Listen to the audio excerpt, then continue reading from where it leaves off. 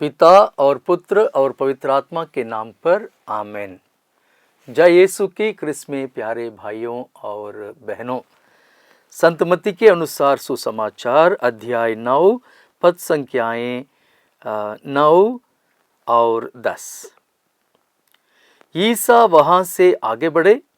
उन्होंने मत्ती नामक व्यक्ति को चुंगी घर में बैठा हुआ देखा और उससे कहा, मेरे पीछे चले आओ। और वह उठ कर उनके पीछे हो लिया। एक दिन ईसा अपने शिष्यों के साथ मत्ती के घर भोजन पर बैठे और बहुत से नाकेदार और पापी आकर उनके साथ भोजन करने लगे।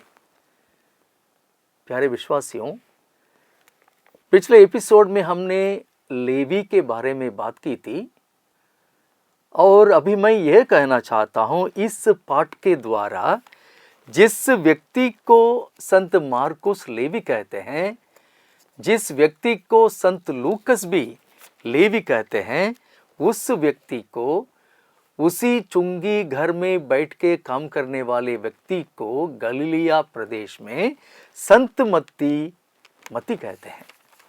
तो हो सकता है संत मत्ती अपने सुसमाचार में अपने व्यक्तित्व को, अपने आइडेंटिटी को यहाँ बताते हैं। तो मत्ती और लेवी, मेरे मन कहता है, मेरे ख्याल से और शास्त्रियों के कहने से यह मालूम पड़ता है कि जिस व्यक्ति को हम लेवी कहते हैं वही व्यक्ति मत्ती है, सेंट मैथ्यू, जिसने इस सुसमाचार को लिखा जहाँ से हमने पाठ लिए थे और जो प्रभु यीशु के शिष्यों के लिस्ट में भी उनका नाम प्रस्तुत है, लेवी के रूप में नहीं परंतु मत्ती के रूप में या संत मत्ती के रूप में। उसे हम देखते हैं मत्ती अध्याय 9 पद संख्याएं 9 से 13। लेवी नहीं बल्कि मत्ती का बुलावा। और लूकस के अनुसार सुसमाचार में अध्याय 5 पद संख्याएं 27 से 28। यहाँ लेवी एंड नॉट मैथ्यू और मत्ती। संत योहन लेवी के बारे में या लेवी के बुलाहट के बारे में कुछ नहीं लिखते हैं। तो आइए हम यह समझने के लिए कोशिश करें। लेवी एक नाकेदार थे, चुंगी घर में अपना काम करते थे, गलीलिया प्रदेश के थे, रोम साम्राज्य के सहयोगी थे, इसलिए यहूदी उन्हें पसंद नहीं करते थे, उन्हें तिरस्कार करते थे, उनका विरोध करते थे। फिर भी प्रभु यीशु उन्हें बुलाते हैं अपने शिष्य बनने के लिए। अभी तक 5 शिष्य, पेतरुस, अंद्रयास उसके भाई, याकूब और योहन उसके भाई, मछुआरे चारों, और ये नाकेदार पापी मत्ती या लेवी, ये 5वां। अपोस्तल, प्रेरित, उनको भी प्रभु यीशु बुलाते हैं। अभी आगे बढ़ते हैं यह देखने के लिए कि किस प्रकार यहूदियों के नेतागण अभी एक उपवास की चर्चा को उठाते हैं। उसको हम पढ़ते हैं संत मार्कुस के अनुसार सुसमाचार में अध्याय 2 पद संख्याएं 18 से 22 तक। उपवास की प्रश्न 18 को हम पढ़ते हैं। योहन के शिष्य और फरीसी किसी दिन उपवास कर रहे थे।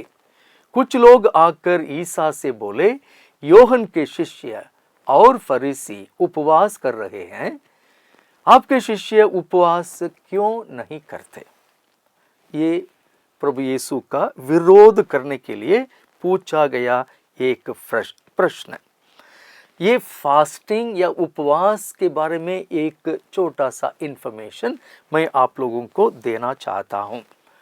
यहूदी उपवास करते थे। उस उपवास को मेजर फास्टिंग और माइनर फास्टिंग के रूप में हम बांट सकते हैं। मेजर फास्टिंग यानी 25 आवर्स, भाई और बहनों 25 घंटे तक, यानी यह फास्टिंग सनसेट के बाद, सूर्यास्त के बाद पूरा दिन 24 आवर्स, फिर से उस सूर्यास्त के बाद 1 और घंटा। इस मेजर फास्टिंग को वे सिर्फ 2 दिन करते थे। पहला दिन है योम किप्पूर, दूसरा दिन है टिशा बाव। ये योम किप्पूर हम इसको डे ऑफ अटोनमेंट कहते हैं। अटोनमेंट यानी पापों के लिए प्रायश्चित करने का, अपने पापों के लिए माफी मांगने का, ईश्वर से विनती करने का यह दिन है। तो फिर इस दिन में वे उपवास करते थे। और दूसरा मेजर फास्टिंग उपवास का दिन था टिशा बाव। टिशा बाव जिसको हम कहते हैं द 9th ऑफ आव। आव एक महीने का नाम है, जैसे 12 महीने हम में हैं, हम प्रचलित है, उसी प्रकार यहूदियों का एक महीने का नाम है आव। टिशा बाव यानी द 9th डे, 9वें या 9वां दिन। इस दिन में भी यहूदी जनता वार्षिक उपवास, एनुअल फास्टिंग, ये उपवास शोक मनाने के लिए किए थे। शोक इसलिए कि युद्ध में और कई नेचुरल कलामिटीज में जो लोग मर चुके थे, उनके लिए शोक मनाने का दिन। और माइनर फास्टिंग, ये माइनर फास्टिंग करते थे विशेष करके 18 घंटे के लिए। 18 घंटा फ्रॉम सनराइज टू सनसेट। आप लोग समझते होंगे 6 से 6 12 घंटा ही आता है। ये 12 घंटे के बाद, सनसेट के बाद 6 घंटे और करते हैं, इसलिए ये माइनर फास्टिंग। मेजर फास्टिंग में no food no drink, absolutely no food no drink. Minor fasting में भी नो फूड नो ड्रिंक, परंतु इस दिन में वे जरूर ज्यादा समय प्रार्थना में बिताए थे। फॉर एग्जाम्पल, हमें मालूम है कि रानी एस्तर अपने देशवासियों को बचाने के लिए 3 दिन उपवास करती थी। 3 दिन वे अपने सहेलियों के साथ, ये मेजर फास्टिंग और माइनर फास्टिंग से भी बढ़कर है, बहुत समय का है। तो फिर जिस प्रकार यहूदी, ये फरीसी, यहूदियों में ये फरीसी झूठ वाले प्रश्न किए थे, प्रभु यीशु उनका उत्तर देते हैं। अध्याय 2 पद संख्या 19 में उनका उत्तर क्या है? जब तक दुल्हा साथ है, क्या बाराती शोक मना सकते हैं?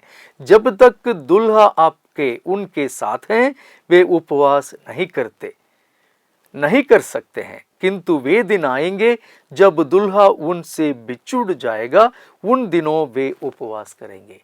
ये क्लियर है कि दुल्हा, the bridegroom is Prabhu, is Jesus, Prabhu Yeshu ही वह दुल्हा है, और बाराती प्रभु यीशु के सभी अनुयायी। इस घटना में प्रभु यीशु के शिष्य, जो फरीसियों के मन में है कि वे उपवास नहीं करते, प्रभु यीशु का उत्तर उनके लिए एकदम सटीक था, वह जरूरी भी था। इसके बाद हम और एक विषय पर अपना ध्यान आकर्षित करने के लिए मैं कोशिश करूंगा, वह है विश्राम दिवस की बात। The Sabbath day, the day of rest. इसको हम देखते हैं मार्कुस के अनुसार सुसमाचार अध्याय 2 पद संख्याएं 23 से 28। ईसा किसी विश्राम के दिन गेहूं के खेतों से होकर जा रहे थे। उनके शिष्य राह चलते बालें तोड़ने लगे। फरीसियों ने ईसा से कहा, देखिए, जो काम विश्राम के दिन मना है, ये क्यों वही कर रहे हैं? फिर एक बार ईसा मसीह का विरोध करते हुए यह प्रश्न वे पूछते हैं, वे यानी फरीसी पूछते हैं। ये विश्राम दिन को हम अंग्रेजी में सैबत डे कहते हैं और इब्रानी भाषा में शब्बात कहते हैं। यह विश्राम दिवस हिंदी में कहा जाता है। यह विश्राम दिवस का अर्थ है द डे ऑफ रेस्ट, विश्राम करने का दिन है। उनके लिए यह दिन पवित्र दिन था, Holi day, not holiday, holiday भी था परंतु सबसे पहले ये पवित्र दिन होली डे, ये आराधना का दिवस था, पूजा का दिन था और हफ्ते में ये 7वां दिन था। यानी भाई और बहनों, यहूदियों के लिए 7वां दिन सैटरडे था, वह सैबत डे था, परंतु हम ईसाइयों के लिए जैसे ईसा मसीह ने इतवार के दिन, रविवार के दिन, प्रभु के दिन में जी उठे, इसलिए हम संडे को सैबत डे मनाते हैं। यह सैबत डे यहूदियों के लिए शुक्रवार 6 बजे से यानी सूर्यास्त से शनिवार सूर्यास्त तक, from 6 o'clock on Friday evening to Saturday evening at 6 o'clock। परंतु यहूदियों के लिए यह उत्पत्ति ग्रंथ के पहले अध्याय को याद करने का अवसर भी हो गया। उत्पत्ति ग्रंथ अध्याय 2 पद संख्याएं 1 से 3 में हम पढ़ते हैं, इस प्रकार आकाश तथा पृथ्वी और जो कुछ उनमें है सबकी सृष्टि पूरी हुई। 7वें दिन ईश्वर का किया हुआ कार्य समाप्त हुआ। उसने अपना समस्त कार्य समाप्त कर 7वें दिन विश्राम किया। ईश्वर ने 7वें दिन को आशीर्वाद दिया और उसे पवित्र माना, क्योंकि उस दिन उसने सृष्टि का समस्त कार्य समाप्त कर विश्राम किया था। इसलिए यहूदी शनिवार को शब्बात यानी विश्राम दिन के रूप में मनाए थे। ये दिन तोरा पढ़ने का एक दिन था, प्रार्थना करने का एक दिन था, सभागृह में उपस्थित होकर ईश्वर के संग में रहने का दिन था, परिवार के साथ समय बिताने का दिन था और खास भोजन परिवार के साथ मिलकर खाने का समय था। विश्राम दिवस प्रभु यीशु के शिष्य गेहूं के बालें तोड़कर खाते हैं, इसलिए फरीसी एक शिकायत करते हैं प्रभु यीशु के पास आकर। उसको हम पढ़ते हैं अध्याय 2 पद संख्या 24 में। फरीसियों ने ईसा से कहा, देखिए जो काम विश्राम के दिन मना है ये क्यों वही कर रहे हैं। इस शिकायत का प्रभु यीशु का उत्तर क्या है उसको हम देखते हैं पद संख्याएं 25 से 28 में।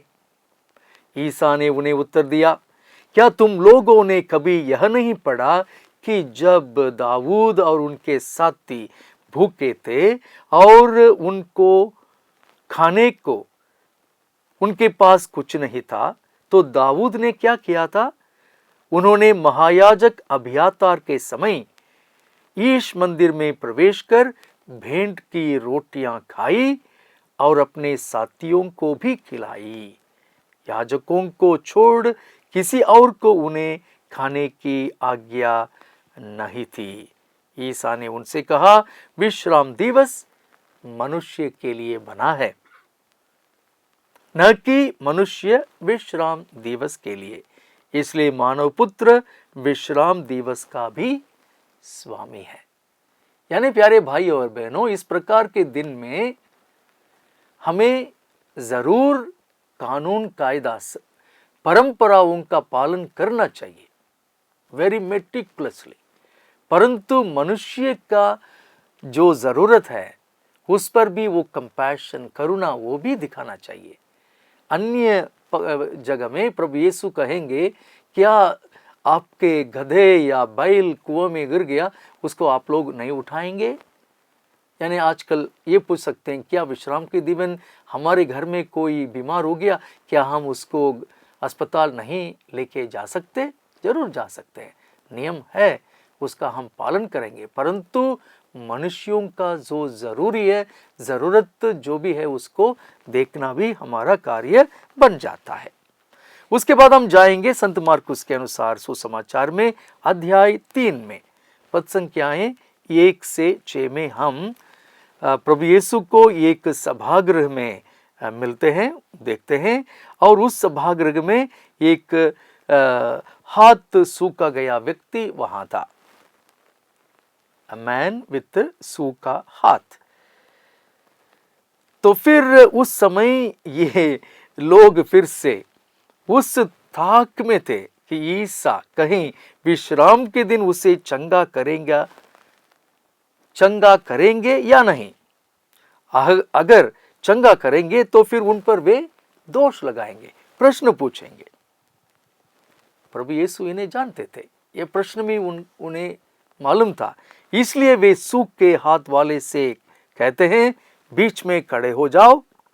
वो खड़ा हो जाता है और प्रभु उन्हें कहते हैं विश्राम के दिन भलाई करना उचित है या बुराई, जान बचाना या मार डालना।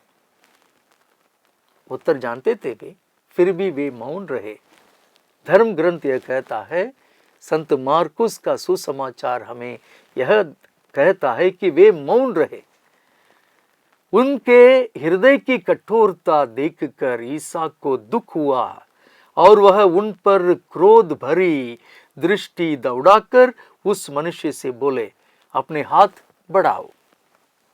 उसने ऐसा किया और उसका हाथ हच्चा हो गया। देखिए, तो फिर ईश्वर का गुणगान करने के बदले उस व्यक्ति के चंगाई में खुशी का महसूस करने के बदले वे क्या करते हैं? पद संख्या 6 में, इस पर फरीसी बाहर निकलकर तुरंत हेरोदियों के साथ ईसा के विरुद्ध परामर्श करने लगे कि हम किस तरह उनका सर्वनाश करें। यानी प्यारे भाई और बहनों, हम समझने के लिए कोशिश करते हैं, प्रभु यीशु क्रिस्त जीवन देने आए, उस जीवन को हम अच्छी तरह से जीने के लिए हमें वे मदद करते हैं, चंगाई करते हैं, फिर भी फरीसी उसको नहीं पसंद किए। वे हेरोदियों के साथ मिलकर प्रभु यीशु को किसी भी हालत में, किसी भी रूप में सर्वनाश करने के लिए परामर्श करते हैं। तो इन एपिसोड्स में भाई और बहनों, हम अध्याय 3 पद संख्या 1 से 6 तक हमने जो भी देखा, अर्धांग रोगी को चंगाई करना, लेवी को बुलाना, उपवास के प्रश्न को सामना करना, विश्राम के दिन में बालें तोड़ने वाले शिष्यों के खिलाफ जो शिकायत आया उसका सामना करना, और 5वां सूखे हाथ वाले को विश्राम के दिवस चंगाई प्रदान करना। इन घटनाओं में प्रभु यीशु का विरोध किया गया और प्रभु यीशु ने उनका सामना करके हर एक एपिसोड में वे यह दिखाना चाहते हैं कि वे लोगों की भलाई के लिए जन्म लिए और उनका मिशन कार्य जारी रहेगा। और हर एक एपिसोड में प्रभु यीशु सटीक जवाब देते हैं सदुकियों को, फरीसियों को, शास्त्रियों को, और एक न एक पाठ भी उन्हें पढ़ाते हैं कि क्यों प्रभु यीशु को वे विरोध करते थे और क्यों प्रभु यीशु उस विरोध का सामना करते हुए एक न एक पाठ पढ़ाए थे। ईश्वर को हम धन्यवाद देते हैं इस आज के एपिसोड के लिए, जो भी हमने सीखा उन सीख के लिए। और आगे बढ़ते मैं आप लोगों को पुनः यह कहना चाहता हूँ, आप लोगों के सहयोग के लिए धन्यवाद। ज़रूर इस पाठ को सुनिए, बाइबल धर्म ग्रंथ को देखकर वहाँ रेफर कीजिए, पढ़िए, और अगर कोई प्रश्न आपके मन में उठता है ज़रूर उसे कमेंट में लिखने न भूलें। God bless you. पिता और पुत्र और पवित्र आत्मा के नाम पर आमेन।